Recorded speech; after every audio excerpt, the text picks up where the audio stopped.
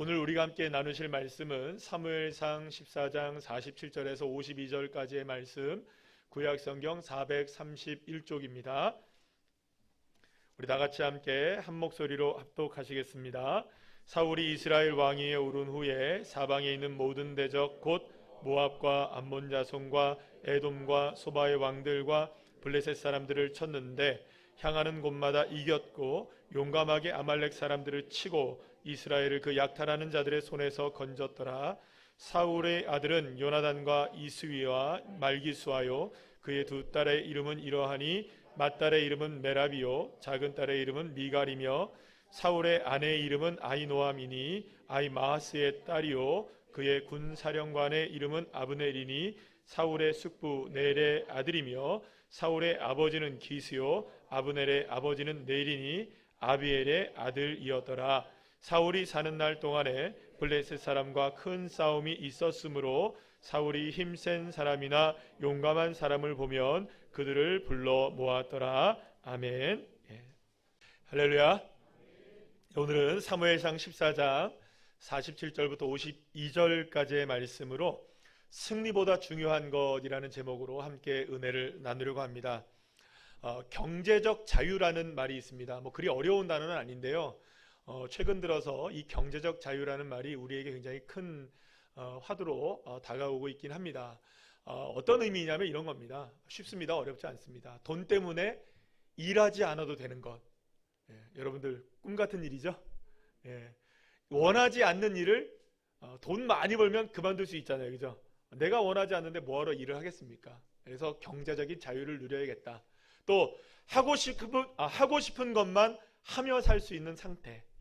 와, 정말 좋겠죠. 여러분들에게 이런 경제적 자유가 임하시기를. 기분 나쁘신 분들은 어쩔 수 없습니다. 아마도 누구나 다 원하는 일이고 누구나 다 꿈꾸는 그런 일이 아닌가라는 생각을 합니다.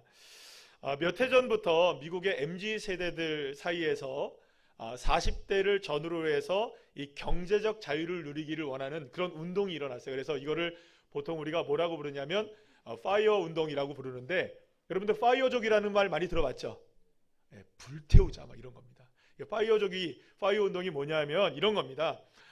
극단적인 경제적인 자유를 누리기 위해서, 방금 말씀드린 경제적인 자유를 누리기 위해서 극단적으로 소비를 절감하고 저축하고 투자해서 어떻게든 돈을 끌어 모아서 30대 후반에서 40대 초반에 조기 은퇴를 하는 겁니다. 직장 딱 그만두고 그 다음에 번 돈 가지고 남은 여생 어떻게 살자? 행복하게 사는 것을 목표로 하자. 마음에 드십니까? 확 땡겨서 일하고 나머지 인생 그냥 편안하게 살자. 그래서 이거를 요즘 보통 파이어족이라고 얘기를 해요. 근데 얼마 전까지만 해도 우리에게 유행했던 말은 뭐냐면 이런 얘기 들어보셨죠? 워라벨, 소확행, 이런 얘기 들어보셨습니까? 그래서 우리가 그렇게 사냐, 어차피 인생 기니까 버는 족족 그냥 나를 위해서 쓰자, 이런 얘기들 많았죠. 근데 이제는 바뀌었어요, 기조가. 특히 이제 우리 이게 코로나 팬데믹을 겪게 되면서 파이어족이 훨씬 더 우리에게 다가오게 되는, 그래서 실제로 이런 것들에 대한 굉장히 관심들이 많아요. 그래서 여러분들 그런 얘기들 있잖아요. 1년 안에 1억 모으시기를 축복합니다. 그렇게 하셔야죠. 1억만 버시겠어요? 1억 더 버시기를 축복합니다. 어쨌든 우리 교회 새로운 우리 교회 성도님들 다 경제적 자유를 누리시고 파이어 하시기를 축복합니다. 자, 그런데 이 파이어 운동의 열풍을 일으킨 책이 하나가 있어요. 뭐냐면 파이낸셜 프리덤이라고 그래가지고, 이 책의 저자가 그랜트 사바티어라는 분이신데, 이 사람이 어떤 일을 했냐면 이런 거였어요. 5년 만에 아무것도 없는 상황에서, 실제로 2달러 26센트 이 정도밖에 없었는데, 이 돈을 가지고 5년 만에 무려 얼마를 만들어냈냐면 100만 달러. 우리 돈으로 지금 약 13억. 와우. 여러분들 좀 솔깃해지시죠? 잠이 확 깨지죠, 그죠? 사바티어는 3년간 여러 직장을 20대 후반에 다녔어요. 그런데 자신에게 남겨진 돈이 달랑 2달러 26센트밖에 없다는 것을 알게 되었어요. 물론 열심히 일했어요. 그런데 버는 족족 자기를 위해 쓴 거예요. 열심히 사용한 거죠. 뭐 물건도 사고 자동차도 사고 즐기기도 했고, 그런데 남은 것이 없는 걸 본 거예요. 그런데 생각을 해본 거예요. 내가 이렇게 65세까지 은퇴까지 그렇게 해서 열심히 직장 생활을 해서 직장에서 자신의 인생 가운데 7만 시간 정도를 여기에다 쏟아붓는다 할지라도 결국 맨 마지막에 65세가 되어도 내 인생에 남은 게 2달러 26센트밖에 없다면, 야, 이건 좀 비극적이지 않는가. 그래서 이 사람이 공부를 하기 시작한 거예요. 그 이후에 경제적 자유를 누리려면 내가 어떻게 해야 되느냐, 이걸 열심히 공부를 했고, 그래서 사바티어는 2달러 진짜로 26센트를 가지고 5년 만에 100만 달러 13억을 진짜로 만들어냈습니다. 그래서 30살의 나이에 경제적 자유를 누리고, 지금은 여러분들 돈 걱정 없이 세상에 저수를 하면서 글 쓰고 또 강연 다니면서 그리고 진짜 지금 살아가고 있어요. 그리고 이 책의 내용이 2020년에 TVN에서 방송이 되기도 했어요. 그래서 우리에게 많이 알려진 내용이기도 합니다. 자, 그런데 제가 오늘 여러분들한테 말씀드리려고 하는 것은, 이렇게 우리 돈 법시다, 여러분들 13억 버십시오, 물론 뭐 그것도 좋은 얘기긴 하지만 제가 오늘 말씀드리려고 하는 것은 이런 얘기가 아니에요. 물론 이 사바티어도 그런 얘기를 합니다. 우리가 돈을 악착같이 벌어서 정승같이 쓰는 데에 방점을 두고 있는 얘기가 아니에요. 오히려 경제적 자유의 목표는 돈을 많이 버는 것이 아니라 경제적 자유를 누리기 위한 목표가 있는데, 그게 뭐냐? 진정한 기쁨과 행복을 위한 것이라고 말하고 있다는 거예요. 그러니까 돈을 버는 시간을 빨리 줄여가지고, 어쨌든 돈을 벌어야 될 거 아닙니까? 살아야 되니까. 그러려면 돈을 버는 시간을 막 당겨서 빨리 끝내버리고 그 다음은 나의 행복을 위해서 살자. 그러면 돈을 버는 게 목적이기도 하지만 어디에 목적이 있을까요? 행복한 삶을 사는데 목적을 두고 있는 것이라고 할 수가 있어요.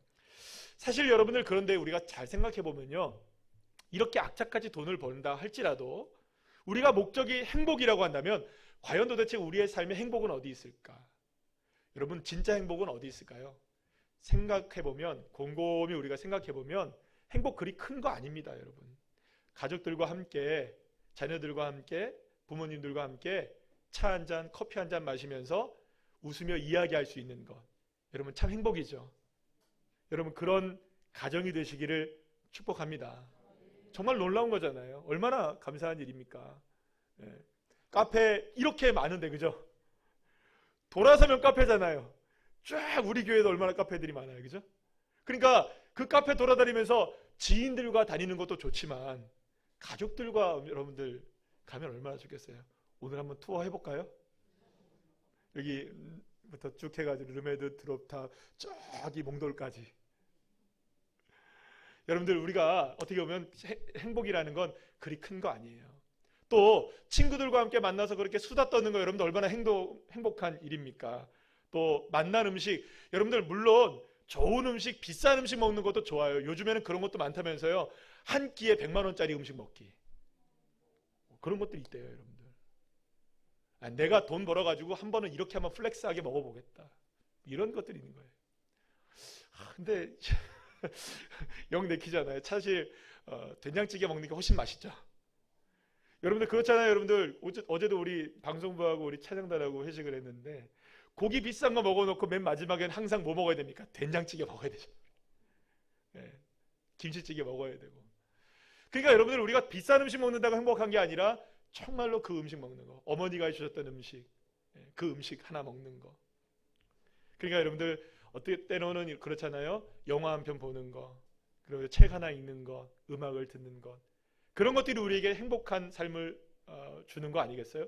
그러고 보면 여러분, 행복한 것이 꼭 돈이 많이 들어간 일일까요? 그렇지 않아요.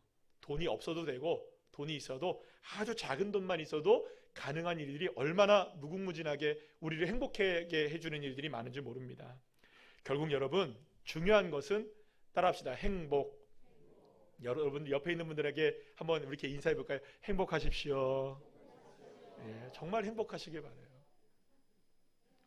그러기 위해서는 여러분들 이런 거죠. 우리가 행복이 시작되기를 원한다면 사실은 우리의 삶의 전쟁 같은 삶은 빠르게 끝나면 끝날수록 좋은 것이죠. 삶의 목표는 끊임없이 돈을 버는 것에 있는 것이 아니라 어쩌면 행복한 것에 있다고 말한 이 사바티어의 말처럼 어떻게 보면 우리의 삶에 있어서도 많은 치열한 싸움들이 있을 수 있잖아요.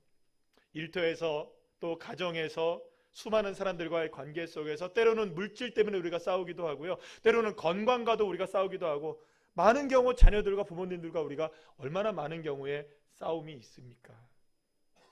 그런데 우리들의 삶 자체가 끊임없는 이 전쟁과 같은 싸움이 일어나는 이 삶이라고 우리가 본다면 우리가 원하는 것은 무엇이냐? 사실은 이 싸움이 지리멸멸하게 계속 진행되는 것이 아니라 어떻게든 그 싸움이 끝나는 것이 좋은 것이 아닐까요? 여러분들 어떻게 생각하십니까? 할 수만 있다면 싸움이 끝나는 것이 좋지 누가 그 싸움을 계속 끌고 가는 것을 좋아할 사람이 있겠습니까? 왜냐하면 여러분 우리가 원하는 것은 전쟁이 아니라 싸움이 아니라 평화하고 평안이기 때문이죠. 여러분 우리나라가 지금 잘 살고 있고 그래도 세계에서 10위권 안에 드는 경제대국으로 우리가 이렇게 발전해 있지만 우리는 늘 불안하잖아요. 왜요? 싸움이 아직 끝나지 않았기 때문이에요. 우리는 휴전 상태에 있잖아요. 전쟁 중에 있는 거예요, 우리나라는. 그러니까 늘 언제나 뭐 미사일 쏘고 뻥뻥 터뜨리고 그러니까 우리는 늘 불안한 가운데 살아가고 있는 것이죠. 어떻게 하면 이 싸움을 끝낼 것인가? 싸움을 끝내는 것이 행복한 것이지 싸움을 계속하는 것은 우리를 불행하게 만드는 일입니다. 자, 그렇다면 여러분, 저와 여러분의 삶은 어떻습니까? 전쟁 같은 삶이 여러분들에게 끊어지지 않고 있는 것은 아닐까요? 치열한 삶의 한복판 가운데 여러분 놓여 있지 않습니까? 그 싸움이 때로는 가정에서 일어나기도 하고요. 그 싸움이 우리 직장 안에서 일어나기도 하고요. 내 몸에서 건강의 문제로 일어나기도 하고요. 또 때로는 많은 경우 돈 때문에 그런 싸움이 일어나기도 하는데요. 그러나 그 한복판에 우리가 싸움 가운데 우리가 처해 있다 한다면 사랑하는 여러분, 오늘 이 시간 말씀을 통해서 따라합시다. 싸움을 끝내주는 기술. 정말 끝내주는 기술 하나가 있어요. 저와 여러분의 싸움을 끝내는 그 기술, 싸움의 기술 하나를 우리가 함께 배우면서 말씀을 통해서 은혜를 누리시는 저와 여러분 되시기를 간절히 축원합니다. 자, 오늘 본문을 우리가 함께 보게 되면 사울의 인생을 짧게 성경이 요약하면서 그를 평가하는 본문이라고 말할 수가 있어요. 물론 15장에서도 사울의 이야기는 계속되어지고 사무엘상 31장 마지막 장까지 그가 죽는 날까지의 사무엘상의 이야기를 통해서 계속해서 이 사울의 이야기는 끊임없이 나옵니다. 그런데 그 이야기가 나온다고 해서 사울의 평가가 끝나느냐? 거기서 끝나는 게 아니라 이미 평가는 끝나버려요. 여러분들 우리가 지금까지 사울의 이야기를 계속 말씀을 통해서 나눴잖아요. 여러분 사울이 그렇게 우리가 믿어온 사람이던가요? 그렇지 않은 것을 보았죠. 우리가 몇 주 동안의 사울의 이야기를 우리가 함께 살펴보면서 사울이 정말로 실망스럽고 우리가 지난주에 함께 봤을 때는 선택을 제대로 못하잖아요. 그죠? 두렵고 떨릴 때 사울은 어떤 선택을 합니까? 하나님을 선택합니까? 자기를 선택합니까? 미신을 선택합니까? 믿음을 선택합니까? 결국 미신을 선택하잖아요. 그러니 여러분 이미 사울에 관한 평가는 끝난 거예요. 그리고 특별히 블레셋과의 전쟁을 치르면서 사울에 대한 결정이 끝나버리게 됩니다. 그러면 도대체 사울은 어떤 평가를 내리게 될까요? 성경은 우리가 한번 볼까요? 우리 본문 오늘 47절, 48절, 52절 말씀 우리 함께 다 같이 한번 읽어볼까요? 시작. 사울이 이스라엘 왕위에 오른 후에 사방에 있는 모든 대적 곧 모압과 암몬 자손과 에돔과 소바의 왕들과 블레셋 사람들을 쳤는데 향하는 곳마다 이겼고 용감하게 아말렉 사람들을 치고 이스라엘을 그 약탈하는 자들의 손에서 건졌더라. 사울이 사는 날 동안에 블레셋 사람과 큰 싸움이 있었으므로 사울이 힘센 사람이나 용감한 사람을 보면 그들을 불러 모았더라. 아멘. 사실 이 말씀만 우리가 보게 되면 사울이 이룬 업적은 대단하구나라는 생각을 할 수 있게 돼요. 왜냐하면 사울은 왕으로서 이스라엘의 모든 대적과 싸웠어요. 싸우는 대상들이 여러분 결코 작은 족속들이 아니었습니다. 블레셋만 해도 그렇고요. 암몬 대단한 족속들이에요. 다. 그런데 놀랍죠? 싸울 때마다 이기게 되었어요. 여러분 얼마나 놀랍습니까? 싸울 때마다 이기는 것도 쉬운 일입니까? 어려운 일입니까? 어려운 일이에요. 그런데 싸울 때마다 이겼다는 거예요. 자, 그런데 여러분들 우리가 여기서 한 가지 생각해 봐야 될 게 있는데, 이스라엘이 가지고 있는 객관적인 전력, 군사력에 있어서는요, 이스라엘이 절대로 가나안의 족속 그 어느 족속에도 이길 수가 없었어요. 왜냐하면 여러분들 사무엘상 13장 19절부터 23절의 말씀을 보게 되면 이스라엘의 무기체계가 나와요. 그런데 그 무기체계에 보면 철로 된, 그러니까 철제로 만들어진 철로 된 칼은 딱 두 자루. 사울 왕과 아들 요나단 왕자가 갖고 있는 칼 두 자루밖에 없고, 나머지는 전부 다 어떤 거냐? 철이 된 것은 있긴 하는데 어떤 거냐? 다 농사 도구들이에요. 곡괭이 뭐 이런 거 있잖아요. 그리고 그것을 철을 다룰 사람이 없었어요. 그래서 그 철을 다루고 이게 무뎌지게 되면 그걸 다 어디로 갖고 갔어야 되냐면, 누구에게 갖고 가느냐? 가나안 사람들에게 갖고 가서 이것 좀 갈아주시죠. 칼 갈아요와 하는 거 다 누가 했느냐? 이 전부 다 가나안 사람들이 한 거예요. 가나안 사람들이 왜 그러면 이 철기 문화를 가르쳐주지 않았느냐? 철기를 가르쳐주게 되면 이스라엘 백성들이 무기를 만들어, 창과 칼을 만들어 자기네들을 공격할까 봐 두려웠던 거예요. 그러니 여러분, 이스라엘 백성들로서는 무기로서는 이길 수가 없어요. 철병거와 철제 무기를 앞세운 가나안 족속들에게 이스라엘 백성들은 전력차가 워낙 심한 거예요. 그러니까 이런 겁니다. 지금 우리나라로 말하면, 우리나라 아무리 비행기 만들어내고 뭐 다 한다 할지라도 여러분, 북한 핵전력이잖아요. 우리는 재래식 무기라고 얘기해요. 상대가 안 되는 거예요. 아무리 그런 거예요. 똑같은 거예요. 그런데 여러분, 놀라운 일이 벌어졌어요. 블레셋, 암못, 모압, 에돔 등 이 가나안 족속들의 철제 무기를 앞세운 엄청난 이 무력 앞에 이스라엘 백성들이 날마다 전쟁을 할 때마다 승리를 했다. 여러분, 대단한 승리였던 것이죠. 자, 그런데 바로 여기서 우리가 주목해야 될 부분이 여기 있어요. 사울이 사는 날 동안에 전쟁이 끊이지 않았다는 것이죠. 사울은 왕위에 오르자마자 아모리와 전쟁을 하게 돼요. 여러분들 혹시 기억나시죠? 사울이 왕위에 오르고 기름 부으면서 왕위에 올랐어요. 미스바에서 왕위에 딱 오르게 됩니다. 그런데 잠깐 자기의 고향인 기브온에 가게 돼요.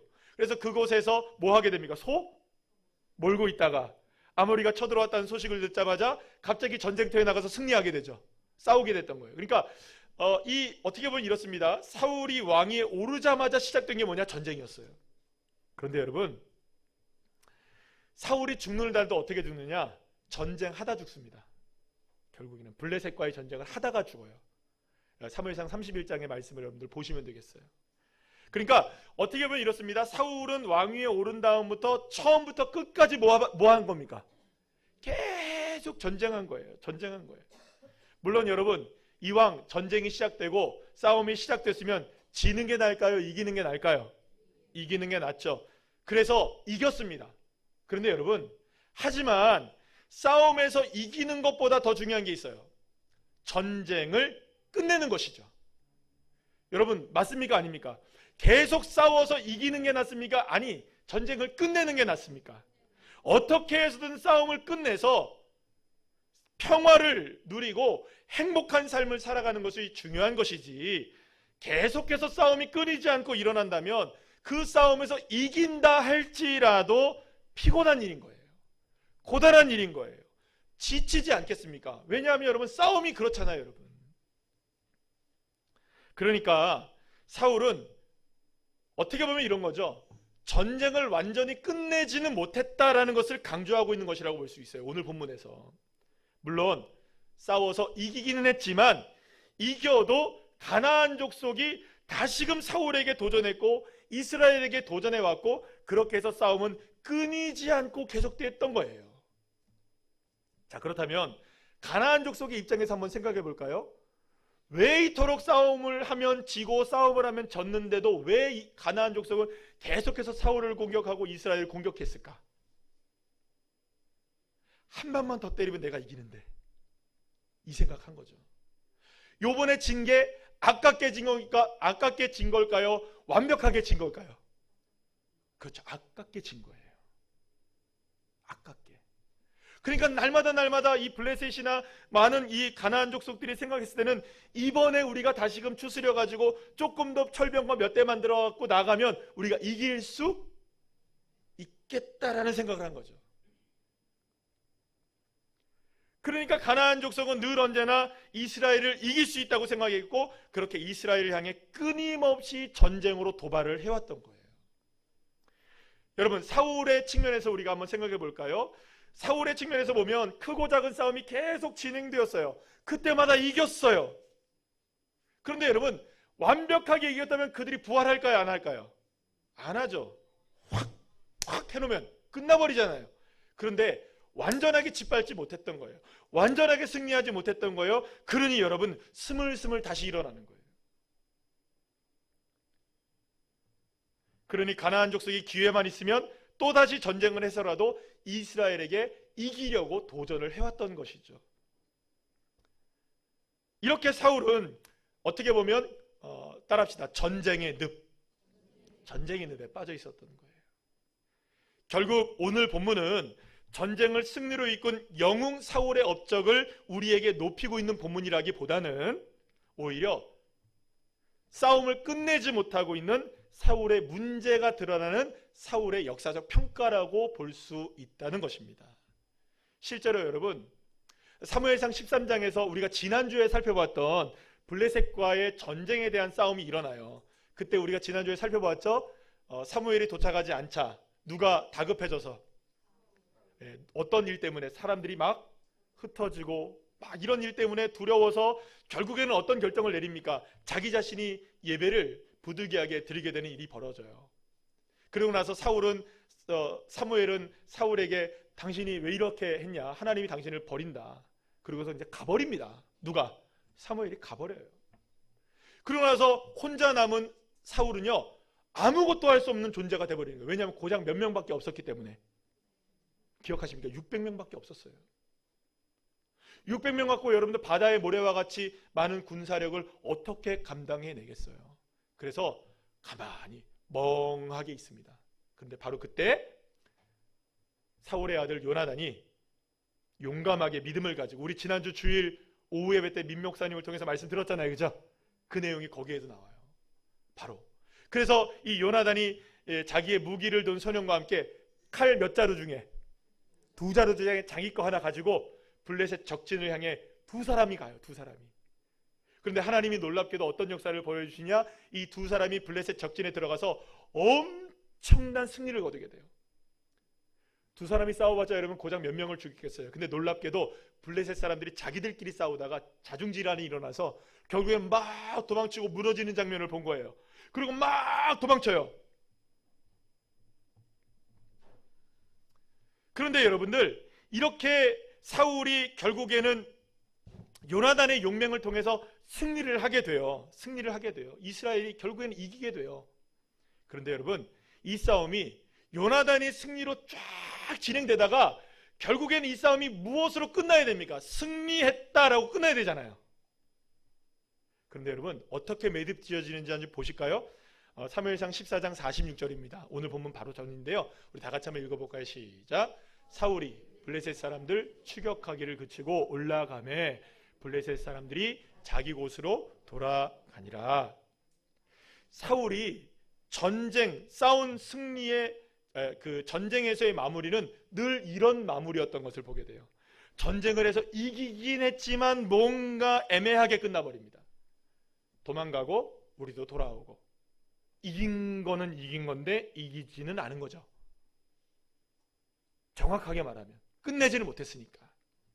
자, 그런데 이런 모습이 한두 번이 아닌 거예요. 때로는요 스스로 전쟁을 어떻게 치러야 될지도 몰라서 끙끙 스스로 앓을 때도 있었습니다. 그게 어느 장면에 나오게 되냐면, 우리가 이제 앞으로 보게 될 그 유명한 골리앗이 이스라엘을 쳐들어와서 결국에는 블레셋의 골리앗이 40일 동안 이스라엘의 하나님을 욕하고 이스라엘 백성들을 모욕하거든요. 근데 아무것도 할 수 없었던 거예요. 누가 나타나기 전까지. 그렇죠. 다윗이 나타나기 전까지 40일 동안 아무것도 못한 채 꼼짝도 못하고 있었던 거예요. 물론 이후에 다윗이 골리앗을 넘어뜨립니다. 그리고 블레셋과의 전쟁에서도 다윗이 이겨요. 그래서 이런 얘기가 나오잖아요. 사울이 이긴 사람은 천천이고 다윗이 이긴 사람은 만만이다. 그러면 여러분 보세요. 어떻게 보면 여러분 사울 왕이 있었을 때의 승리이니까 요나단이 이긴 승리도 누구의 승리입니까? 사실은 사울의 승리이기도 하고 다윗이 이긴 싸움에서의 승리도 누구의 승리입니까? 그렇죠. 왕이니까 왕의 이름을 본다면 사울의 승리일 수도 있겠죠. 그러나 여러분은 정확하게 우리가 맺고 끊는 것을 해보게 된다면 누구의 승리입니까? 요나단의 승리이기도 하고 누구의 승리? 다윗의 승리이기도 한 것이죠. 특히 요나단이 자신의 무기를 든 소년과 함께 블레셋의 적진으로 들어가서 싸우면서 시작된 이 블레셋과의 전쟁에서 요나단의 승리로 승기를 잡게 됩니다. 그리고 그때 당시에 여러분들 아시다시피 지난주에 말씀을 나눴던 것처럼 이스라엘 백성들이 다 도망쳤잖아요.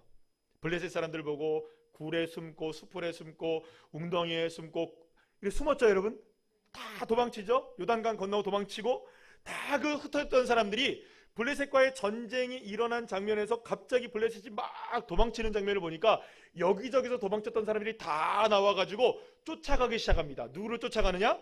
블레셋 군대를 쫓아가면서 막 치기 시작하는 거예요. 그런데 어떻게 해서든지 이 전쟁을 사울이 이기기를 원했던 거예요. 야, 이거는 진짜 이겨야 된다. 이때 코를 납작하게 만들어야겠다 싶어서 어떤 명령을 내리게 되냐면 14장 24절 말씀 우리 다 같이 한번 읽어볼까요? 시작. 이날에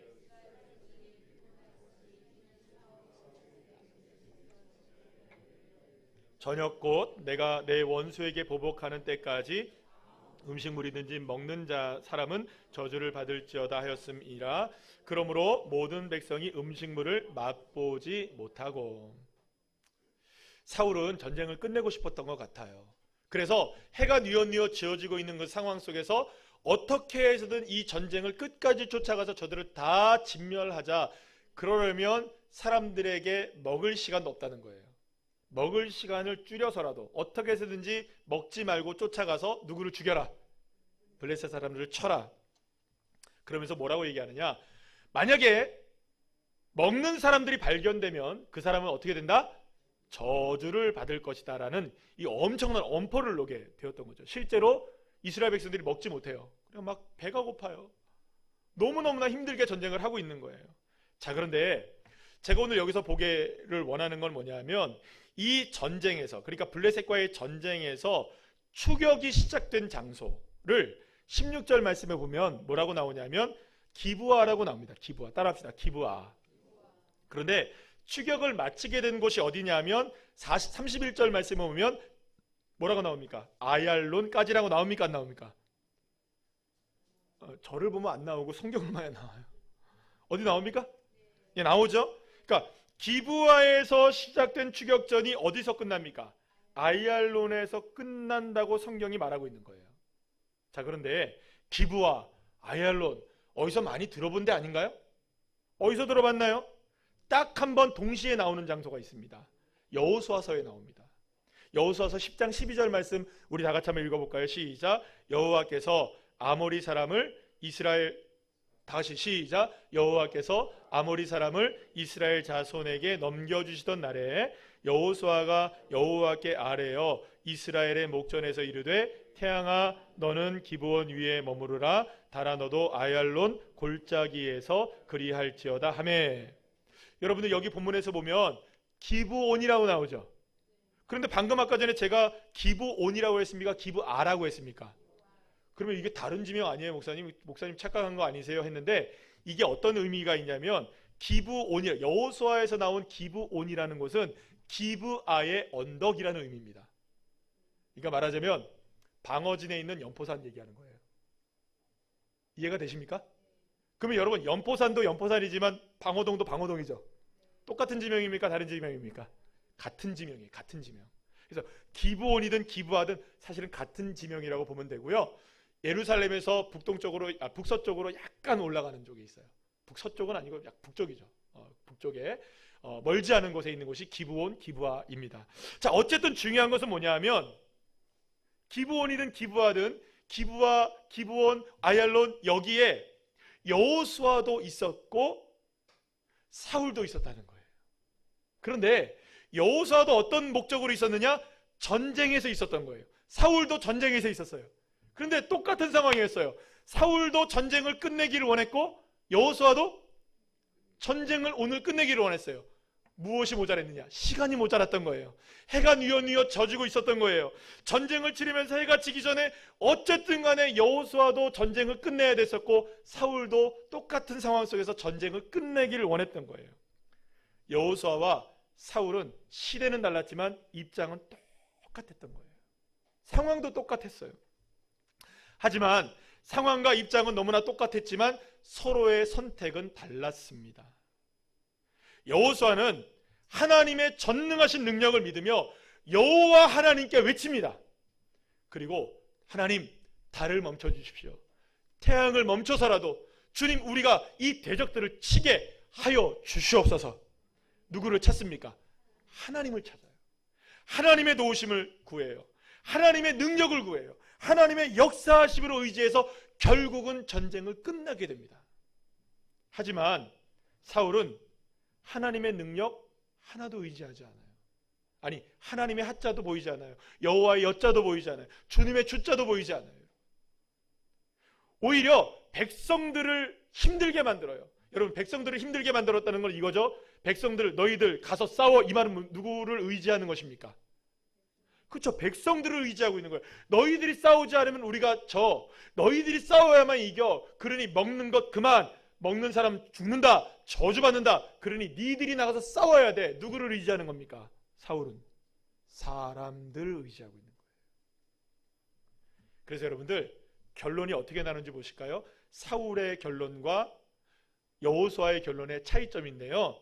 여호수아서 먼저 11장 23절을 보시면 이렇게 기록되고 있는 것을 봅니다. 다 같이 한번 읽어볼까요? 시작.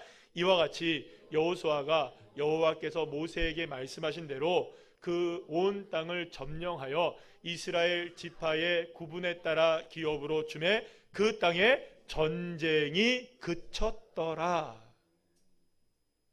여호수아에게서는 전쟁이 어떻게 됩니까? 그쳐지게 돼요. 그런데 오늘 본문 여러분 52절 말씀 볼까요? 시작. 사울이 사는 날 동안에 블레셋 사람과 큰 싸움이 있으므로. 사울은 사는 날 동안에 계속해서 싸워야 돼요. 왕위에 오른 이후부터 죽는 순간까지. 사무엘상 31장 6절 말씀에서 이 사울이 죽는데요, 결국에는 전쟁을 하다가 죽어요. 전쟁을 끝내고 죽는 게 아니라 전쟁을 하다가 죽어요.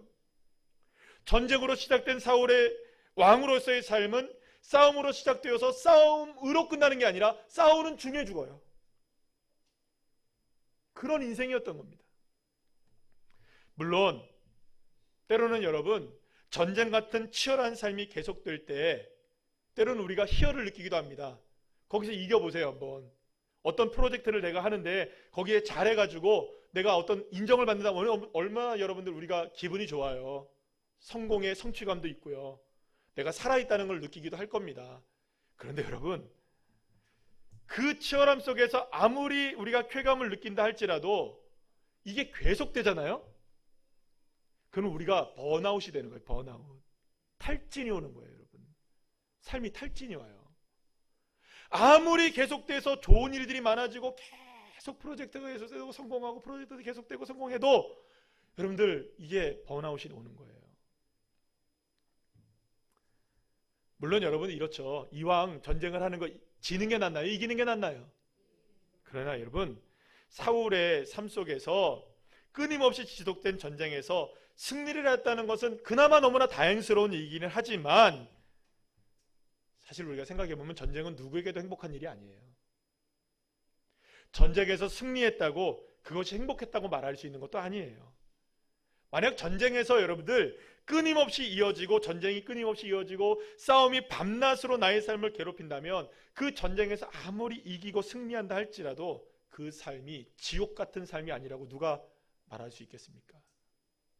사랑하는 여러분, 그래서 진정한 행복은요, 싸움에서 이기는 것이 아니라, 따라합시다, 싸움을 끝냄으로 이기는 것. 싸움을 끝내는 것이에요. 싸움을 끝내야 이기는 것이죠. 사울의 삶은 전쟁에서 늘 승리했지만 행복하지는 못했던 거예요. 오히려 싸움이 계속되면 계속될수록 더 힘겨운 삶을 살아가게 돼요. 여러분, 그래서 여러분은 나중에 보시게 되면 사울은 어떤 일이 벌어지냐면, 사울은 이후부터 누구만 계속 쫓아다니는 줄 아십니까 여러분? 다윗을 쫓아다녀요. 다윗 막 괴롭혀요. 그런데 다윗 막 괴롭히다가 전령이 도착해요. 왕이시여, 갑자기 블레셋이 쳐들어왔습니다. 그러면 다윗 쫓아가다가 갑자기 누구를 쫓아갑니까? 또 블레셋하고 전쟁하러 또 가는 거예요. 그러니까 늘 언제나 불안한 거예요. 늘 언제나 불안한 거예요. 그렇다면 여러분들, 우리가 생각해 봐야 될 게 있겠죠. 왜 그러면 사울은 이 싸움을 끝내지 못하고 계속 할 수밖에 없었는가?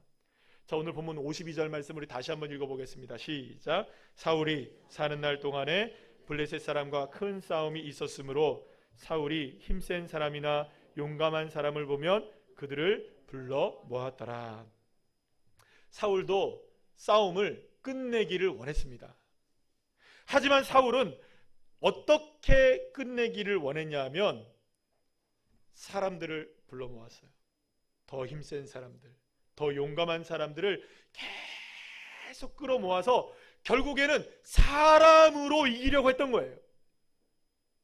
여호수아는 사람의 능력을 구하지 않고 여호와 하나님 말씀 한마디면, 하나님의 능력이시면 이 전쟁 끝낼 수 있다, 그리고 믿고 주님만을 바라봤던 거예요.